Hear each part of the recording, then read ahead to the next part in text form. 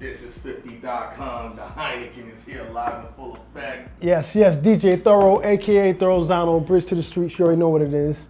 Got a Queens legend. A legend in the building, man. DJ Clue. You had the Bronx rocking about a couple weeks ago. You had Future out there. True Life was out there. Memphis Bleak.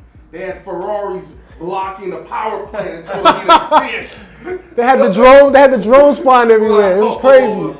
Yeah. What made you want to put out that big single that you got cooking right now, man?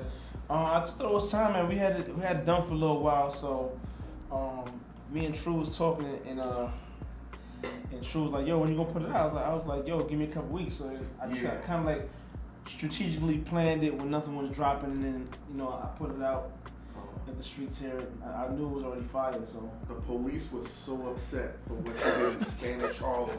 They started arresting motherfuckers. Yeah, not in your crew, but random white people were getting pulled over, and that shit looked awesome, man. Yeah, it was. It was a movie. It was dope for the city, man. See everybody come out and swarm us, and swarm the streets, man. It was a good movement. Mm-hmm. All right. Did you do that on the fly? Cause I was watching. One minute you was in Harlem, you get kicked off one block. The next minute you're on the next block, you get kicked off. Next minute you're on the next block. Actually, we was in Jersey at Teterboro. Okay. We was at Teterboro Airport. Yeah, I heard about it. Yeah, but we didn't do no taping over there because they kind of got prejudice on us a little bit. It's all good. Right. It happens. So you just did that on the fly, just going with the flow, making it happen, improvising. Yeah, we just ran around the hood and just we wanted to have that element. Yo, one of my peoples came through in the Nissan Sentra. Is that a Sentra? Yeah, he was like, yo, I'm sad right now. I said, nigga, I'm sad too. Because these niggas is rolling in Maybachs, doing donuts. I'm just like, this is some next level ignorance. Right.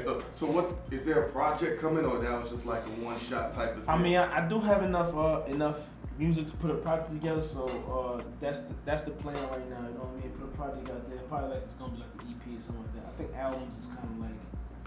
I mean, albums is cool, but I kind of, in a way, feel like that's the thing of the past, man. I don't want to listen to 25 songs. Right. Exactly. It's funny you say that because I was going to ask you, why did you stop making albums? Because you did 3 professionals, if I'm not mistaken. Right. And I think correct me if I'm wrong, you're the first DJ to go platinum. That is correct. Like no DJ has done that. Right. Especially from that. I think Cali's. Well, yeah, except for Cali now, but back then, nobody, artists wasn't even going platinum. Right. You were going platinum without people. Like. Yeah, there was no internet then. There was none of that. Yo, man, the music and just the ambiance and the fire music, man. Right. People just gravitated towards it, so it was definitely a good thing. It was definitely a unique time in hip hop, man. I call it the golden era. The golden. No, that was. The golden era, man. Like, that was. Things you were seeing at your age, I'm just like, he was seeing like exquisite French bitches, Paris. Paris. I ain't gonna lie, Paris. They show love out there back in the day, man. When I used to go out there, it was dope. Germany too, right? You used to be a Germany heavy. I went on tour in Germany a bunch of times. Right. I mean, it was epic, man. Well, one thing I do know, being a DJ myself, the Africans loved you because they sold all your mixtapes. You employed a lot of people. Listen, he employed everybody that's African in New York City. Straight up, that's real talk. Like, definitely. That was some of my biggest supporters. We got your one of the reasons we got the sneakers here, right here. Your Clue Lace, man. The world famous Clue Laces. Make sure you get them on the bigcartel.com. You know what I'm saying? They got the Clue Laces. Lace your sneakers up. Get them real fancy. You know what I mean? They're good. If you don't like, people hate tying this sneakers. Right. If you like to just throw your sneakers on and walk out the house, man, you can put them in one time and never worry about it again. You and Randy, partly, I've been making these moves, and I'm like, yo, it's a different level move that some corporate level tycoon things. Like, what do you see in the future for what's going on with the business?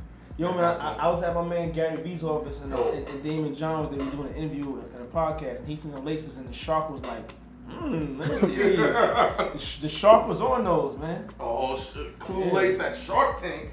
Yeah, we talking about that right now. Oh, did you purposely make those? Because us being New Yorkers, we never tie our laces anyway. A lot of us, depending on where you're from, you don't really tie your laces. That was fly back in the day. Run DMC had no laces. You know what I'm saying? We have laces that the new era ones, man. Like They just put them in there. I mean, they're good for kids too, cause like with the kids, you be going places or if they playing sports and they run around. Their shoelaces all. Come here, let me tie your shoes. You ain't gotta worry about that, man. You know what I mean? Just throw the clue laces in, let them sit there, and they be good, man. Right. Oh, you gonna see LeBron rocking these? LeBron got that relationship. You ever see JR? You might see JR. That's his boy. Working on it. I know John Wall got a couple pairs. You know what I'm saying? So, we working on it, man. We're working on it. We getting our way there, man. Definitely. So if someone wanted to get a pair of these, where could they get them from? Go to cluelace.com or cluelace.bigcartel.com. Okay. Let's talk DJ talk. How did you even start DJing? Like, I was always curious. Like, how did you get into that? I actually used to MC first. Oh, heard? I used to rap. You got bars?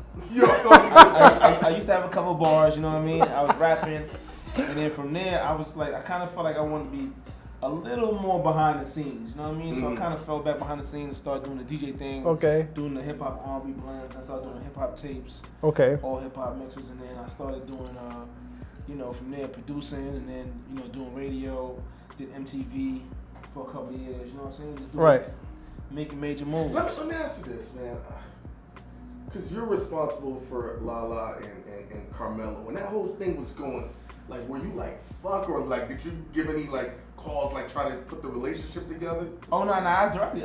No, I mean, but like the whole him with the scandal that went through. Oh no, you know what? I seen him. We didn't really talk about that, man. Like, you know what I mean? We kept it on a positive vibe. I know he was going through his thing with the Knicks. You know what I mean? I went down to the Black Ops run. You know what I mean? Oh, so you was there with Russell Westbrook and everything? I wasn't there the day Russell was there. I think I was there. It was Lance Stevenson. It was a bunch of dudes there hooping. You know what I'm saying? Like a bunch of. But they always got name brand dudes down that run. You know what I'm saying? Yeah, I know. Yeah. I think my newest hookup is Offset and Cardi. I put that play together. You know what I mean? Get out of here. Wow. That's my newest hookup. Yeah. So you Lala and Mello and Offset and Oh, you hooked them up? I'm the plug, man. You the plug? I'm the plug, my nigga. I'm the plug. Nah. Offset and the Migos were up at Power, and he was like, "Yo, man, what's up with the Cardi B chick?" I'm like, "You ready?" And I put the call in. I said, "No, I put the call into one of my peoples." I'm like, "Yo, you know what I'm saying? Offset, he trying to, you know what I mean?" So when Wow, I didn't see that coming. Yeah. that's a curve. Offset, you owe me an alley-oop. Oh yeah, he definitely owe you alley-oop. Yeah. Definitely. Let me ask you this. Going back to the mixtapes. When did you realize? Because when you started doing mixtapes, it was the era of, like you said, the blends, the cutting and scratching, the 4-track, all that. When did you go, you know what? People rather hear new music first. Like they rather hear something they haven't heard first. Like when did you figure out your niche? Because you changed the culture with that. I think from doing mixtapes and seeing the way people would react to getting that new music. Like it wasn't like it is now. Now it's like you push a button, you can download a song in 3 seconds across the world. Before it was like you want exclusive, you had to wait 4 or 5 days for it to come in the mail, and then you know what I mean. Like it was that type of situation. So I was putting all together like those songs all at one time and getting them out to the masses. So it kind of like I was kind of like the internet when it came to that music thing. Right. There was a point too where people don't know. There was a point where Diddy wanted to literally kill you because you leaked Biggie's song. I think it was Unbelievable. It was unbelievable. Yeah. You played it on the radio, and they played it with your drops. I remember that they played it with your drops. That was on that part was on a mixtape. Okay. That part was on a mixtape, and Biggie got right. on a Fake Master Flex's show, and and went at me and shit. You know what I mean? Right. And of course he was hyping up being the hater he is. Right. You know what I'm saying? So from there, you know what I mean. At the time I was working at, no one really knew who I was, but I was working at RC Records. I was doing A&R right. over there with Steve Stout, and Diddy had called the office and he didn't even know it was me. He called over there looking at Steve, and he was, you know what I mean? He didn't even know it was me. It was a crazy situation, right. But we ended up squashing it. You know what I mean? Me and Big was cool. He came to my birthday parties. You right. know what I'm saying? Hosted for me. You know, we hit the studio a couple times, and then actually when he was coming out with his album, Diddy had come to the studio. He wanted me to pick, what songs I wanted for my mixtape, and I picked "Hypnotized" and "More Money, More Problems." Yeah. And then from there, They took it off my tape and put it on the radio in rotation at High 97. They take my songs with the drop. With my voice. That's why I said that, yeah, because that's when I heard it. And it was like, yo, you can't beat us, join us. You know what I'm saying? They call him like, yo, you might as well get a show up here, man. So Yeah. I heard that. Like I was listening to the radio when he did that. Like I remember that shit. Yeah, Tracy Clardy called me like, yo, right. I want to give you a show. They gave me Monday nights, and that was the Monday night mixtape. Monday night Fire mixtape. truck was Did you legendary. now? Was that the beginning of you and Flex's a friendly confrontation, so to speak? You know, back then I never really had a competition with him. Back then, I mean, I used to give him I would give him new music, like you know what I mean. Like, I would supply him with songs and stuff like that. So right. So he wasn't hip to it. I mean, I wasn't really paying attention like that. I knew what I was doing. Like I know I was ahead of the curve at the time doing that type of stuff. So like you know what I mean. If we're gonna be on the same team, we're gonna you know what I mean. Right. And then when it was time for me to leave, he kind of sat me down, kind of trying to tell me like, yo, you don't really want. He's trying to tell me I don't really want to do, radio full time. Like that's not what I'm from the mixtape. So it was like from back. The hate was like, kind of bubbling from back then. Then he just went on his little rant recently and try to, try to come at me. But I mean, I would try to come at me too. Like, you know what I'm saying? 'Cause, right. Obviously, people don't come at people that aren't worthy of coming at. Right. You know what I mean? It's got to be a reason for it. It's kind of like when LeVar Ball said he could beat Jordan. You know what I'm saying? So you call it Flex LeVar Ball? It's kind of like that. It's kind of like that. All right, I get it. It's kind of like that. All right, so you're Jordan and he's LeVar, basically. Yeah, pretty much. I get it. He tried to say I'm trash, but he wanted to do about a year and a half, but he wanted to do parties with me. Like, why would you want to do parties with someone that's trash? Nah, I'll keep my distance. All right. Right. Well, I'm just right. checking. Well, speaking. I thought it was just me. Yeah. DJ Clue, man, legend, man, Check him out respect. Monday, VH1 Hip Hop Honors, legendary.